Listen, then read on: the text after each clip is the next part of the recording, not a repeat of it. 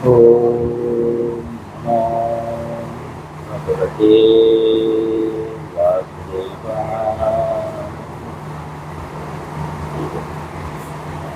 ओम नमो भगवते वासुदेवाय।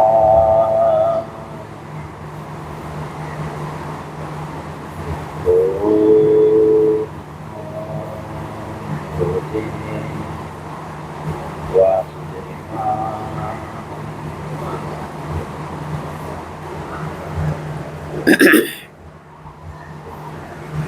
श्रीमद् भगवद गीता यथारूप अध्याय 6 श्लोक 44 44 श्लोक। इसके पूर्व भी मैं इस श्लोक पे हम चर्चा कर चुके हैं।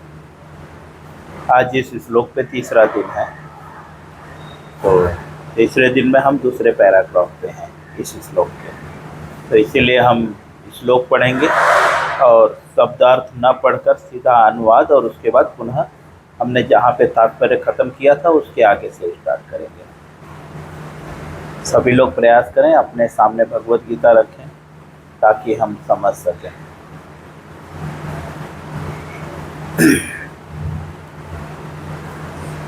छठवें अध्याय का 44वां श्लोक। पूर्वाभ्यासेन तेनेव ह्रियते ह्यासवसोऽपि सः जिज्ञासुरपि योगस्य शब्दब्रह्माति वर्तते। पुनः पूर्वाभ्यासेन तेनेव ह्रियते ह्यावसोऽपि सः जिज्ञासुरपि योगस्य शब्दब्रह्माति वर्तते। पुनः एक बार इसको पढ़ें। पूर्वाभ्यासेन तेनेव ह्रियते ह्यावसोऽपि सः जिज्ञासुरपि योगस्य शब्दब्रह्माति वर्तते।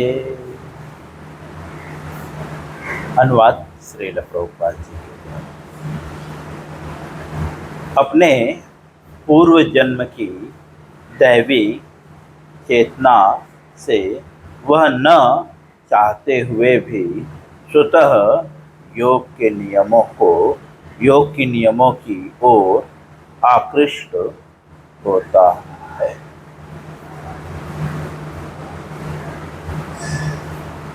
ऐसा जिज्ञासु योगी शास्त्रों के अनुष्ठानों से परे स्थित होता है। जैसा कि हम पढ़ चुके हैं पिछले श्लोकों में, अर्जुन का प्रश्न था कि जो योग अभ्यास में आते तो हैं, अर्थात जो भगवान की भक्ति करते हैं, वे कालांतर में कुछ भौतिक कारणों के कारण जो है भ्रष्ट हो जाते हैं, पथभ्रष्ट हो जाते हैं, तो उनकी क्या गति होगी, जो आज के समाज में प्रत्येक व्यक्ति के हृदय में है। कुछ लोग बोलते भी हैं कि भाई अब क्या भक्ति करें, जब इस जन्म में भगवत धाम जाना ही नहीं है तो इस जन्म में भक्ति करके क्या फायदा।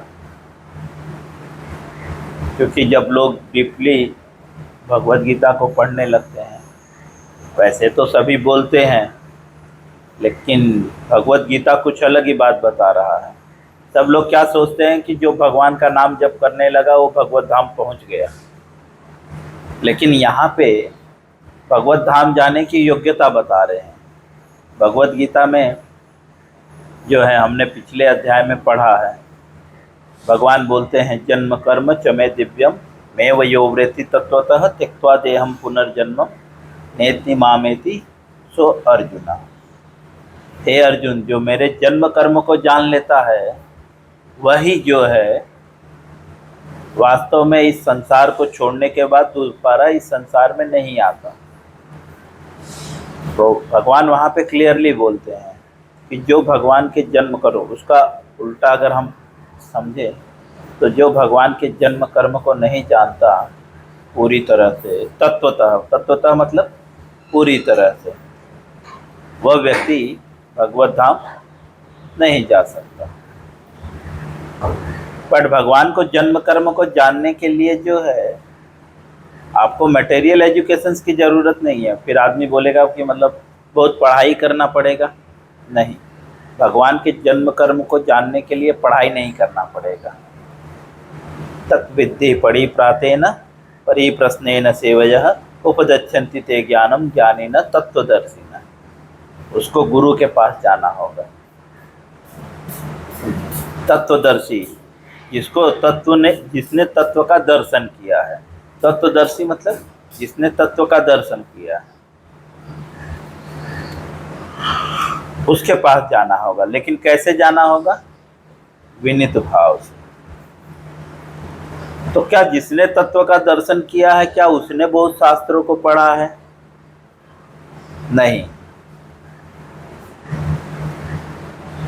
शास्त्रों को भी पढ़ने से भगवान नहीं प्राप्त होते, समझे? चैतन्य महाप्रभु बोलते हैं, कर्म कांड ज्ञान कांड केवल विषयेर भांड। कर्म कांड और जो ज्ञान कांड है सिर्फ विषय के भांड है।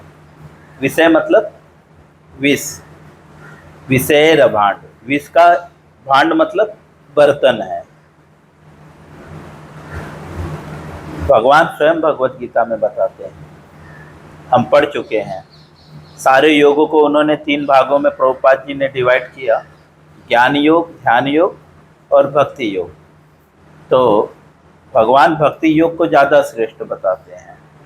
इसी अध्याय के पहले श्लोक में बोलते हैं, वास्तविक सन्यासी वही है जो कर्म तो करता है लेकिन कर्म के प्रति अटैच नहीं होता। लेकिन जो ज्ञानी हैं वे लोग कर्म का त्याग कर देते हैं। भगवत गीता त्याग का अर्थ भगवान की सेवा बताता है, लेकिन बाह्य लोग जो है त्याग का अर्थ मतलब सब कुछ छोड़ देना। लेकिन भगवत गीता ये नहीं बताता।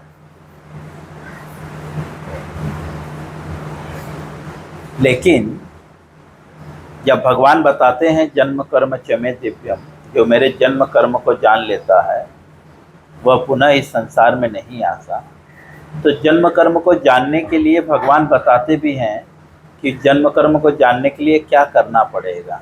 गुरु के पास जाना पड़ेगा। गुरु आपको योग विधि बताएगा। अनेकों प्रकार के योग हैं जिसको मूलतः 3 भागों में बांटा गया है।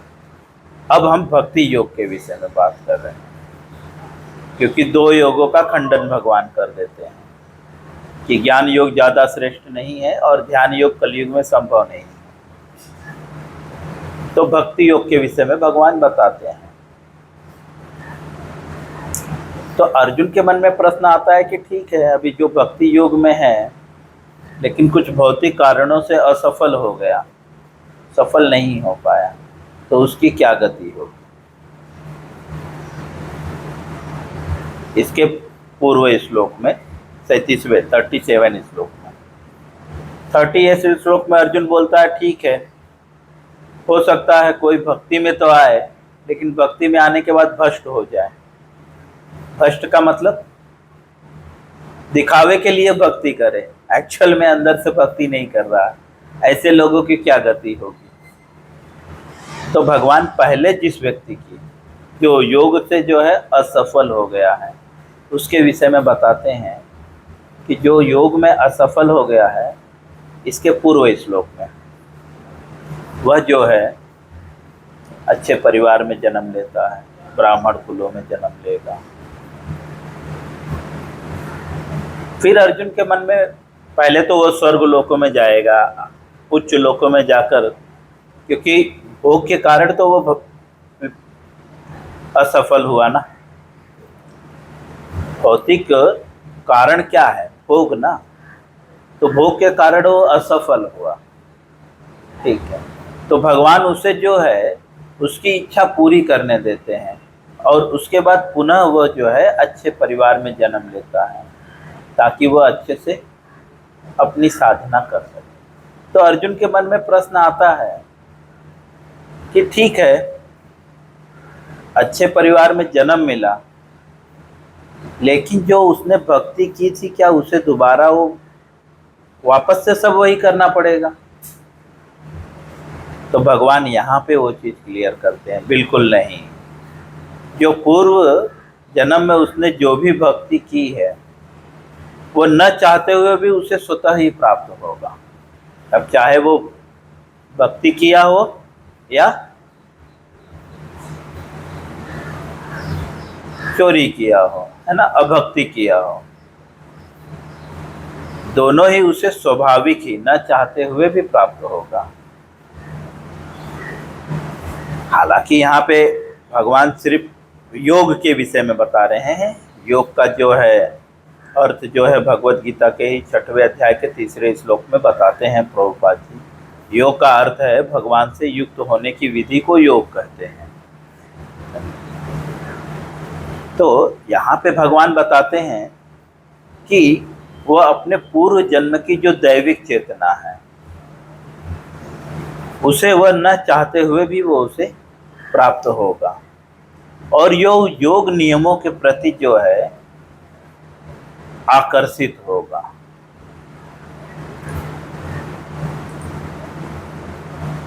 जैसा कि समाज में हम देखते हैं कुछ कुछ बच्चे जो है बचपन से ही भक्ति की ओर, मतलब साधु पुरुषों के ही चक्कर में लगे रहते हैं।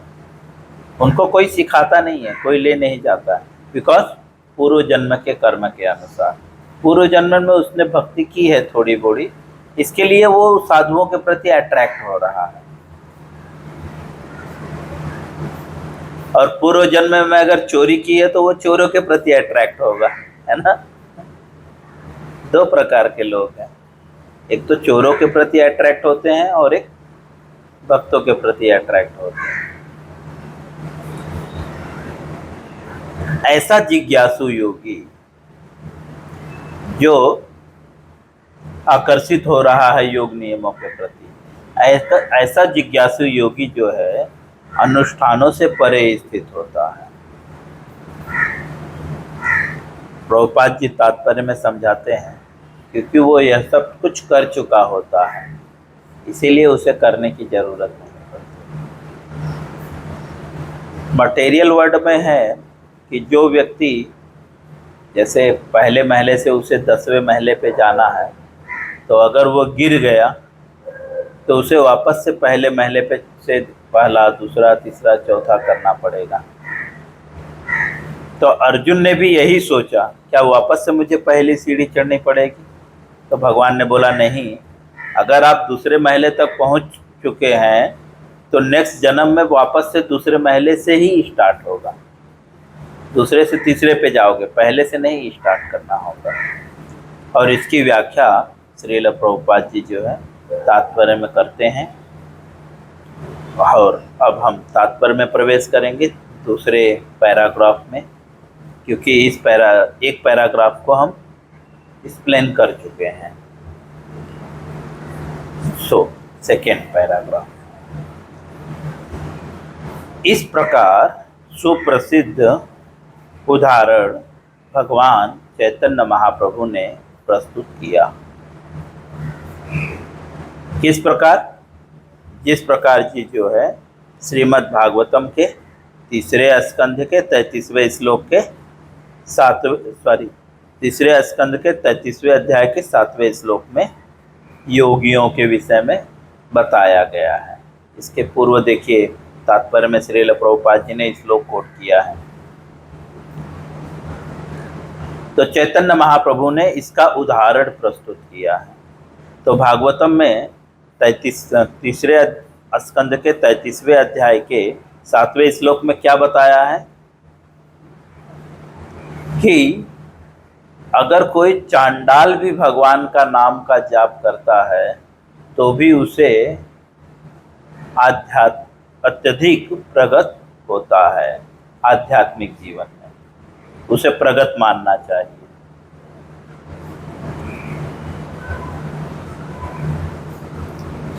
आध्यात्मिक जीवन में प्रगत का मतलब कि वह चांडाल भी जो है सारे यज्ञ तप वगैरह अनुष्ठान सब कर चुका है।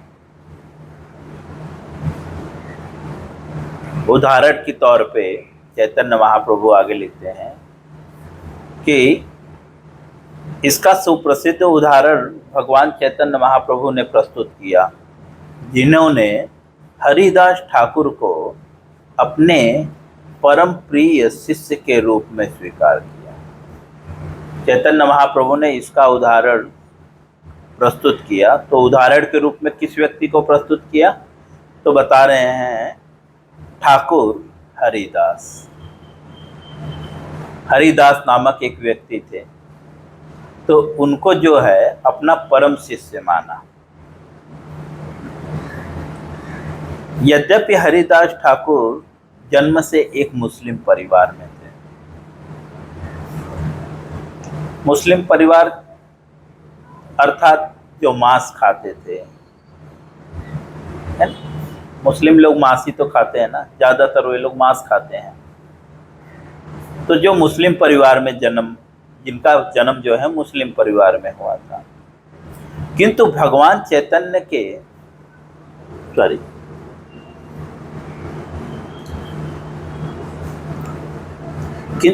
चैतन्य ने उन्हें नामाचार्य की पदवी प्रदान की, क्योंकि वे प्रतिदिन नियमित रूप से नियम पूर्वक 3 लाख भगवान के पवित्र नामों का हरे कृष्ण कृष्ण कृष्ण हरे हरे, हरे राम राम राम हरे हरे का जाप करते थे। तो चैतन्य महाप्रभु ने जो है हरिदास ठाकुर को, जो एक मुस्लिम परिवार में थे,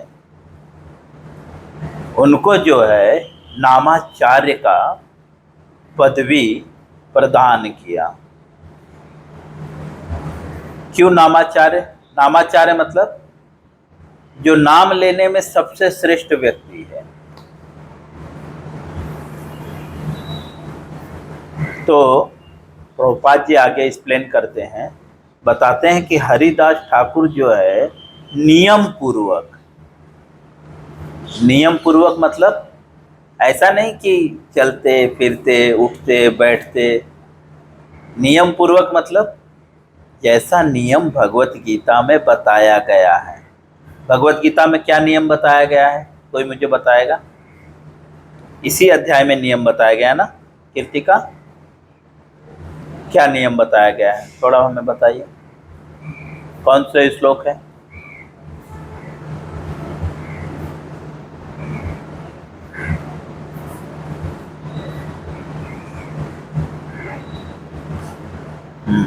क्या बताया गया है नियम?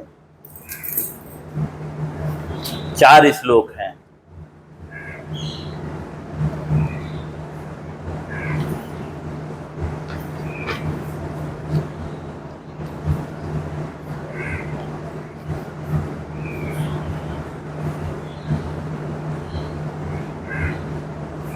नहीं, 11वां श्लोक नहीं है। 5वें अध्याय में, 5वें अध्याय में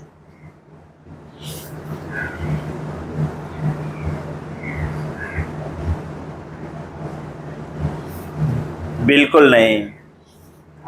हाँ बाप,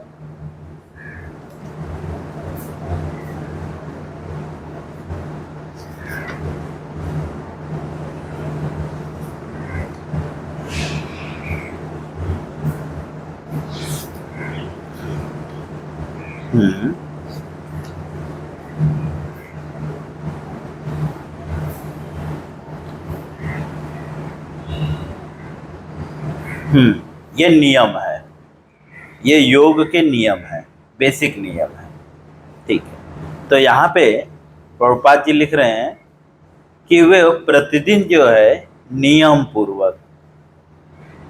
पूर्वक मतलब बाकायदा उस आसन रख के, उसके ऊपर जो भी कोमल कपड़ा है ना, यहाँ तक कि आगे ये भी बताया गया है गर्दन को सीधा रख के, है ना, उसके नेक्स्ट 11, 12, 13, 14 है ना, वहाँ पे और क्लियरली बताया हुआ। हालांकि ये संक्षेप में योग विधि है। तो श्रील प्रभुपाद जी बताते हैं कि क्योंकि वे प्रतिदिन जो है, हर दिन, ऐसा नहीं कि किसी दिन गैप करके, नियम पूर्वक मतलब सही समय पे, कभी भी नहीं दोपहर, कभी दोपहर को हम कैसा है कि कभी दोपहर को जप कर रहे हैं, कभी शाम को जप कर रहे हैं, कभी जप ही नहीं कर रहे हैं।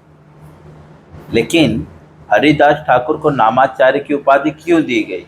क्यों? क्योंकि वो नियम पूर्वक जो है प्रतिदिन 3 लाख नाम का जाप करते थे, भगवान के पवित्र नामों का जाप करते थे। वो भगवान के पवित्र नाम क्या है? तो प्रभुपाद जी कोट करते हैं, हरे कृष्ण कृष्ण कृष्ण हरे हरे, हरे राम राम राम राम। और चूंकि वे निरंतर भगवान के पवित्र नाम का जाप करते रहते थे, अतः यह समझा जाता है कि वे पूर्व जन्म में उन्होंने शब्द ब्रह्म नामक वेद वर्णित कर्म कांड को पूरा किया होगा। प्रभुपाद जी उदाहरण दे रहे हैं कि क्योंकि वो जो है प्रतिदिन जो है इतना जाप करते थे, अतः ये समझ लेना चाहिए कि उन्होंने पूर्व जन्म में जो है अनेकों प्रकार के जो है वेद वर्णित कर्म कांड है। वेदों में अनेकों प्रकार के कर्म कांड के विषय में बताया गया है। जैसे शादी के लिए अलग कर्म कांड होता है ना, और मृत्यु के समय अलग कुछ कर्म कांड होता है। जो शादी के समय किया जाता है वो मृत्यु के समय किया जाता है क्या? जो जन्म के समय किया जाता है वो शादी के समय किया जाता है? नहीं, सबकी अलग अलग कर्म कांड में विधियां हैं। तो प्रभुपाद जी बोल रहे हैं क्योंकि उन्होंने शब्द ब्रह्म नामक जो है वेद वर्णित, अपने मन से नहीं, वेदों में जो वर्णित है, वर्णित मतलब कहा गया है, जो वेदों में कहा गया है उस कर्म कांड को पूरा किया होगा। शब्द ब्रह्म मतलब शब्दों को जो है उन्होंने सिद्ध कर लिया था।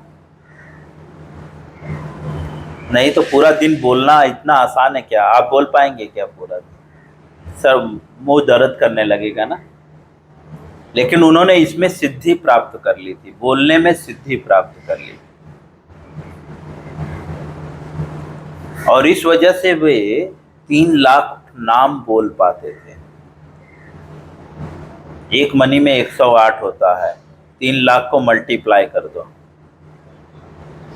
तो पता चल जाएगा कितना राउंड जप करते थे। समथिंग वे 24 घंटे में जो है 22 घंटे सिर्फ जप करते थे टोटल, वो भी नियम पूर्वक, अपने मन से नहीं कि चलो एक माला बैठ के कर लिया, एक माला चल। हालांकि मैं भी उसी में हूँ, अभ्यास कर रहे हैं हम तो अभ्यास कर रहे हैं ना अभी। तो इसीलिए जो चैतन्य महाप्रभु ने उन्हें हरिदास की उपाधि दी गई।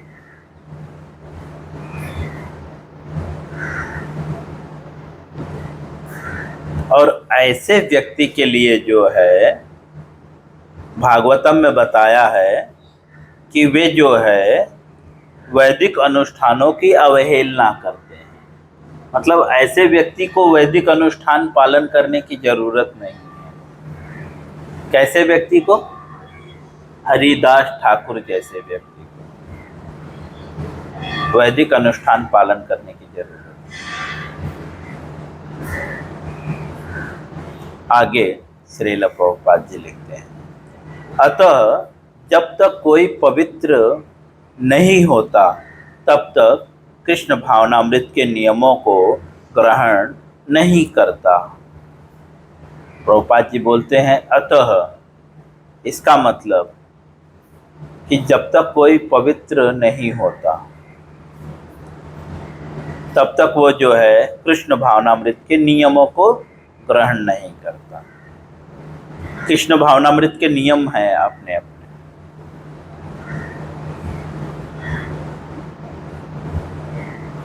पवित्र नाम हरे कृष्ण का जप नहीं कर सकता।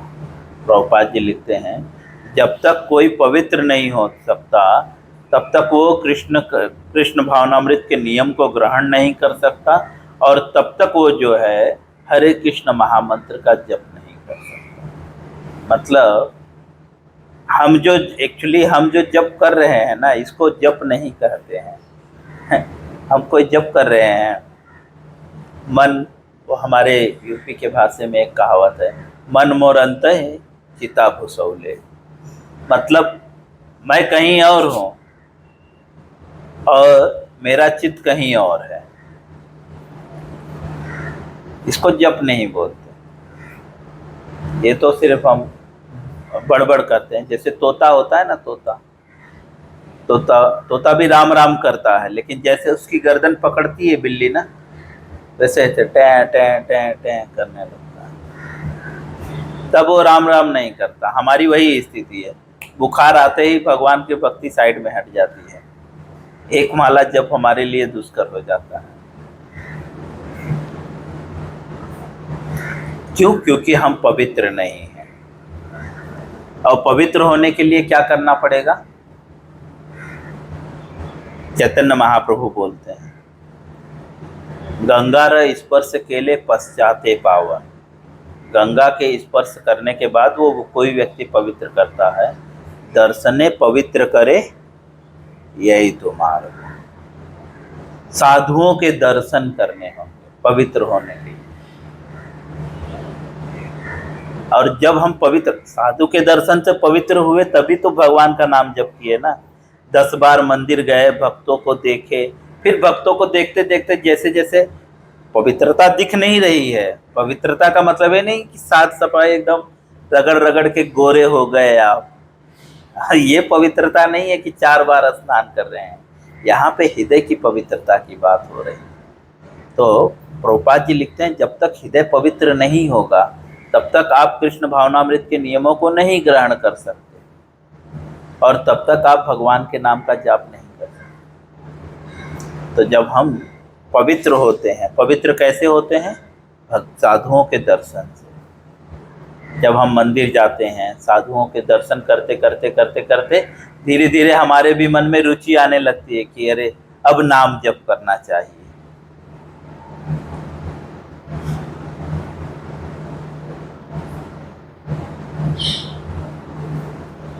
इस प्रकार से श्रील प्रभुपाद जी भगवत गीता के 6वें अध्याय के 44वें श्लोक का अनुवाद और तात्पर्य पूर्ण करते हैं। हरे कृष्ण। इससे संबंधित किसी का कोई प्रश्न है?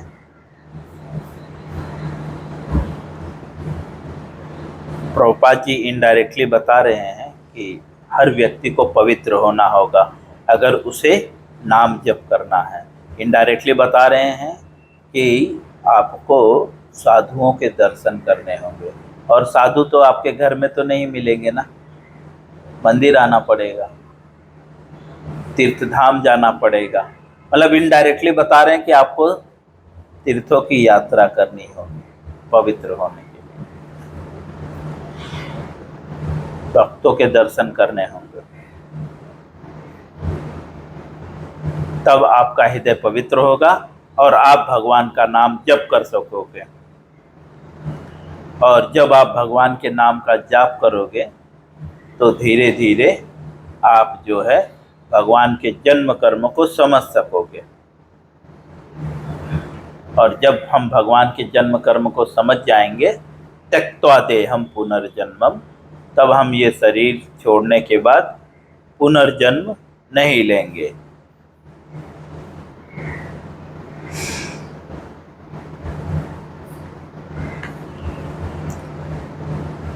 हरे कृष्ण।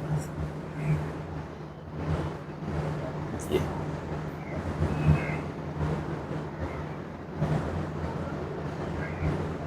जी जी, कंटिन्यू रहेगा।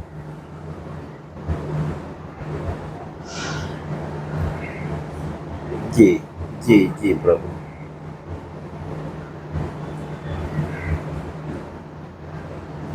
और हमने प्लानिंग किया है कि अगली बार, इस बार हम जो है सिर्फ शब्दों में व्यक्त कर रहे हैं, अगली बार बाकायदा हम लोग जो है नोटिस बोर्ड पे थोड़ा और अच्छे से एक्सप्लेन करने का प्रयास करेंगे।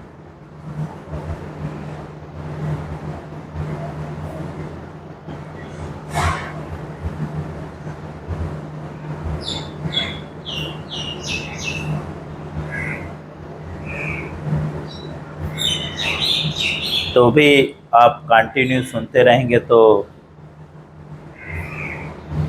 मुझे लगता है पिछली सारी चीज़ें हम कवर करते हुए चल रहे हैं।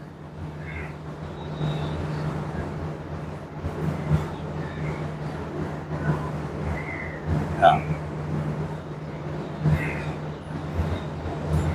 क्योंकि अर्जुन जो भी प्रश्न कर रहा है वो पिछले अध्यायों से कनेक्टेड है, तो हमें मजबूर होकर पिछले अध्यायों में जाना पड़ेगा, उन्हें पढ़ना पड़ेगा तभी।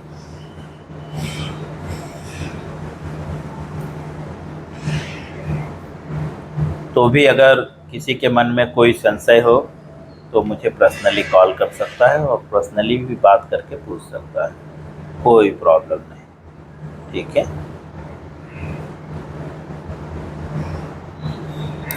हरे कृष्णा। तो हम यहाँ पे विराम देते हैं। शाम को कृष्णा बुक रीडिंग में सभी लोग आने का प्रयत्न करें। हरे